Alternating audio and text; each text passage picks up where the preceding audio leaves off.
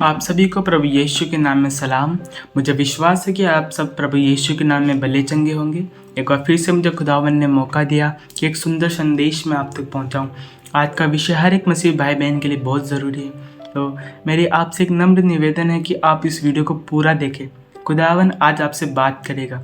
देखिए, आज का विषय यह है कि कई बार होता है कि हम अपने जीवन में खालीपन महसूस करते हैं। हम परमेश्वर से प्रार्थना तो करते हैं लेकिन कोई उत्तर नहीं देते। ऐसा क्यों होता है? ऐसा क्यों हो रहा है? जब हम खुदावन को पुकार रहे हैं तब भी हमें खुदावन की ओर से कोई आंसर ही नहीं मिल रहा।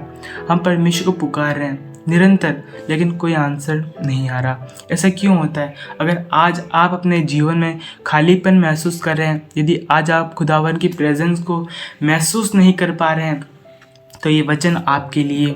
ऐसा क्यों होता है? देखिए, मैं आपको परमेश्वर के वचन के द्वारा बताना चाहूँगा। जब आप व्यवस्था विवरण की किताब उसका 4 अध्याय उसका 29 वर्ष जब आप पढ़ेंगे तो यहाँ लिखा है, परंतु वहाँ भी यदि तुम अपने परमेश्वर यहोवा को ढूंढोगे तो वह तुमको मिल जाएगा। शर्त यह है कि तुम अपने मन और अपने सारे प्राण से उसे ढूंढो। यहीं पर एक रीज़न है, यहीं पर एक कारण छुपा है कि जब हम खुदा को पुकारते तो हैं, जब हम यीशु मसीह को निरंतर पुकारते हैं तब भी आंसर नहीं आ रहा। क्यों?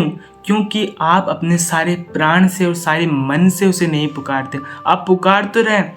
आज आप क्या कर रहे हैं कि आज तो आपने 5 अध्याय पढ़े लेकिन कल आपने एक भी नहीं पढ़ा।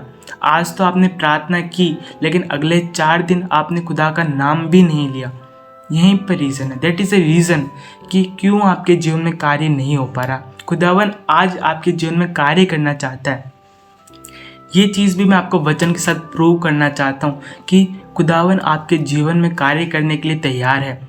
देखिए, जब आप व्यवस्था विवरण की किताब 5वां अध्याय उसका 10वां वचन पढ़ेंगे तो लिखा है, और जब मुझसे प्रेम रखते हैं अर्थात अपने सारे प्राण और सारे मन से और मेरी आज्ञाओं को मानते हैं, उन हजारों पर करुणा किया करता हूँ। तो खुदावन के लोगों, परमेश्वर का वचन स्वयं कह रहा है कि खुदावन आपके जीवन में कार्य करना चाहता है। खुदावन चाहता है कि वह आपके जीवन में अद्भुत और महान कार्य करे। पर यहाँ पर हम क्या करते हैं कि हम अपने सारे प्राण से, अपने सारे मन से उसे नहीं पुकारते। पुकारते तो हैं लेकिन सारे मन से नहीं। हम उसके पास जाते तो हैं पर सारे प्राण से नहीं। देखिए खुदावन के लोगों, जब आप खुदावन के लिए खुदावन का वक्त निकालेंगे ना, जब आप परमेश्वर को समय देना प्रारंभ करेंगे ना परमेश्वर के लोगों, तब आप अपने जीवन में खुदावन के अद्भुत कार्य को देखेंगे।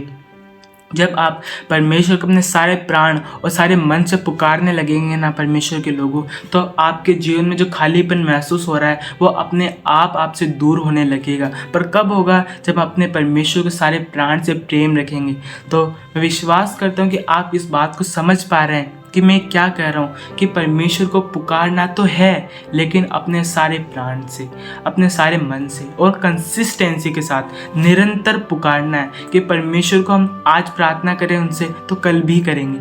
आज हम 10 पढ़े हैं तो कल भी हम 10 अध्याय पढ़ेंगे। ये ज़रूरी है आपके जीवन में, ये निरंतर आपके जीवन में होते रहना चाहिए। तब आप खुदावन के फेवर को देखने लगेंगे। जब आप परमेश्वर को पुकारेंगे ना तो परमेश्वर आपकी सुनेगा, आपके ऊपर करुणा करेगा। पर ये कब होगा? जब हम निरंतर खुदा के पास जाएंगे, तब हम खुदा के फेवर को देखने पाएंगे। आप ये देखेंगे परमेश्वर के लोगों कि आपके जीवन में अपने आप कार्य हो रहे हैं, आपके पक्ष में कार्य होने लगेंगे। परमेश्वर आपकी ओर से कार्य करने लगेगा। आपको कहीं जगह पे बोलने की भी ज़रूरत नहीं पड़ेगी, लोग अपने आप समझ जाएंगे और आपका कार्य हो जाएगा। ये कब होगा? जब आप इस वचन को उठाएंगे। ये कब होगा? जब आप निरंतर प्रार्थना करने लगेंगे। मेरा विषय यही है, आपको यही समझाना मैं चाहता हूँ कि खुदावन आपके जीवन में कार्य करने के लिए तैयार है। वो चाहता है कि वह आपके जीवन में कार्य करे, पर बस शर्त ये है, इतनी सी शर्त है कि आप उसे अपने सारे प्राण से पुकारें।